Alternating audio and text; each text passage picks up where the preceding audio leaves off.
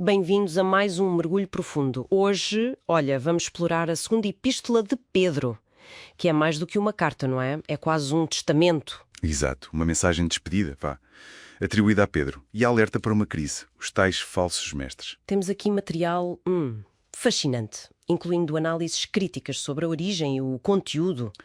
Pois, a nossa missão é mesmo essa, desvendar os aspectos menos óbvios de 2 Pedro.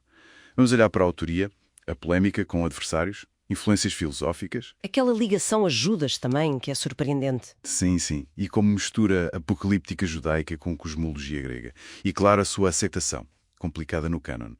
É uma janela incrível para o cristianismo do início do segundo século. Ok, então vamos lá desempacotar isto. Comecemos pela questão mais polémica, a autoria. Há um consenso académico muito forte que aponta para a pseudepigrafia. Sim. Ou seja, escrita por outra pessoa em nome de Pedro. Provavelmente no início do século II. E é importante perceber, não é? Não era falsificação, como hoje entendemos. Não, de todo.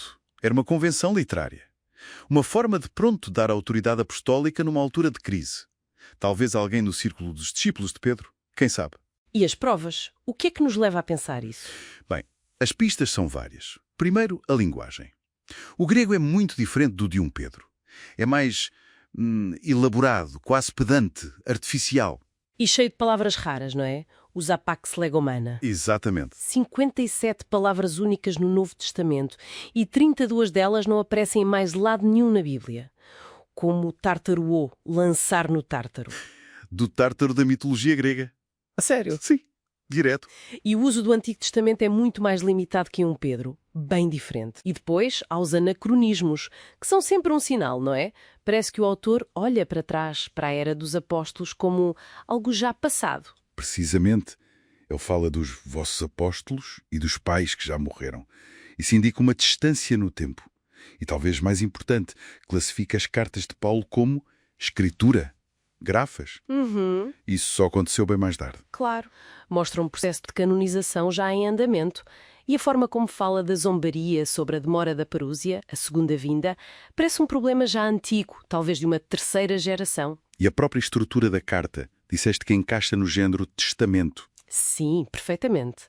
Figura ilustre perto da morte, últimas instruções, avisos sobre perigos, promessas, está lá tudo. Falando nesses avisos, os falsos mestres, que quadro é que o autor pinta deles? É um quadro preocupante. Introduzem heresias destruidoras, negam a autoridade de Cristo, gozam com a parousia, como vimos. E distorcem as escrituras, não é? E promovem uma ética mais... solta. Exato. Devassidão, prometendo liberdade. Que ideias estariam por trás disto? É fascinante tentar perceber. Gnosticismo incipiente, talvez. Possivelmente, ecos disso. Talvez um dualismo espírito-matéria ao corpo não importa. Salvação por gnosis, conhecimento e não pela ética. A zombaria sobre o mundo de estar sempre igual pode ter a ver com a rejeição gnóstica do Deus Criador. E também se fala em influências do epicurismo. Como é que isso encaixa? Deuses distantes, mundo imutável. Pois, parece estranho misturar. Mas a pergunta, onde está a promessa da sua vinda, 3.4, bate certo com a visão epicurista de um universo estático, onde uma parousia divina seria absurda. E a libertinagem? Poderia ser uma corrupção da busca epicurista pelo prazer tranquilo, a ataraxia, levado a um extremo imoral, claro.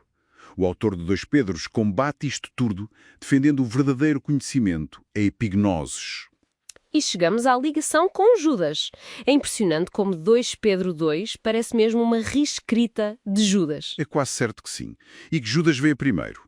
O autor de 2 Pedro usou a imitatio, uma técnica retórica comum, adaptar e, na divisão dele, melhorar. Melhora como?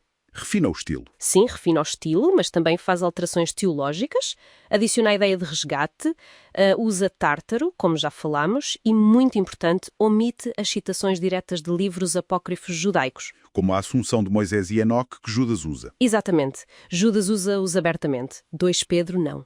Então, essa adaptação é muito estratégica. Ele está a escolher o que serve e o que não serve para o seu argumento, certo? Claramente, revela uma agenda. Adapta a polémica para um contexto mais helenístico. E ao tirar os apócrifos, põe autoridade na palavra dos profetas e no mandamento ensinado pelos vossos apóstolos. E inclui Paulo nisto. Está a consolidar um núcleo de escritos com autoridade, percebo. Exato. E a resposta aos que gozavam com a demora da parousia, no capítulo 3, como é que ele contra-argumenta? Usa vários argumentos. Primeiro, o histórico. O dilúvio. Deus já interveio para julgar antes. Pode fazê-lo de novo. Ok, faz sentido. Depois o teológico. O tempo de Deus é diferente. Um dia é como 1000 anos. É uma citação do Salmo 90, mais ou menos. A demora é, na verdade, macrotímia. Longanimidade, paciência divina. Isso. Para dar tempo ao arrependimento. E o terceiro argumento, onde entra a cosmologia grega. Isso é mesmo surpreendente num texto bíblico. É fantástico, não é? Uma tradução cultural incrível. A descrição do fim do mundo, céus a passar com estrondo Roiseidan, os stoichia, os elementos a dissolverem-se pelo fogo. Usa a linguagem da ekpyrosis estoica, a conflagração cósmica. Precisamente. É como se ele dissesse, vocês usam filosofia para duvidar, eu uso a vossa ciência, o estoicismo, para mostrar como Deus pode destruir e refazer tudo, combatendo o vosso ceticismo epicurista. Tal como usou Tártaro antes. Brilhante. E chegamos à ironia final. Uma carta tão focada na autoridade apostólica. Que teve ela própria uma entrada tão difícil no cânon. Exato. O reconhecimento foi tardio, disputado, Orígenes já falava das dúvidas no século III, Eusébio classificou-a como antilegómena, disputada. E Jerónimo também notou as diferenças de estilo para Pedro. Sim. E havia muitas falsificações em nome de Pedro a circular, o que não ajudava. Mas acabou por ser aceito. Talvez por ser útil contra heresias, ter contudo visto como ortodoxo. E está em manuscritos importantes, como o P72, Cinético, Vaticano. Sim, e foi confirmado em concílios. E anda aquela variante textual incrível em 3.3. A Terra será achada exposta ou será queimada? Uma diferença enorme nas implicações. Transformação ou aniquilação? Pois é.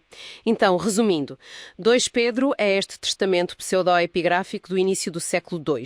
Uma defesa muito sofisticada da tradição apostólica contra o sincretismo da época. Sim, usando retórica, filosofia, adaptando Judas. E com uma história de aceitação no cânon, bastante acidentada. Exatamente, e isso talvez nos deixe com uma pergunta final para pensar. Considerando esta origem disputada, e a forma como o autor usou as ferramentas intelectuais da sua época, adaptando outras fontes, o que é que o percurso de 2 Pedro nos ensina sobre como as primeiras comunidades cristãs tiveram de ser criativas? Criativas para navegar entre a fidelidade à tradição e a necessidade de responder a novos desafios, não é? Culturais, teológicos. Exato. Para definirem a sua própria voz com autoridade nesse mundo em mudança. É algo em que pensar.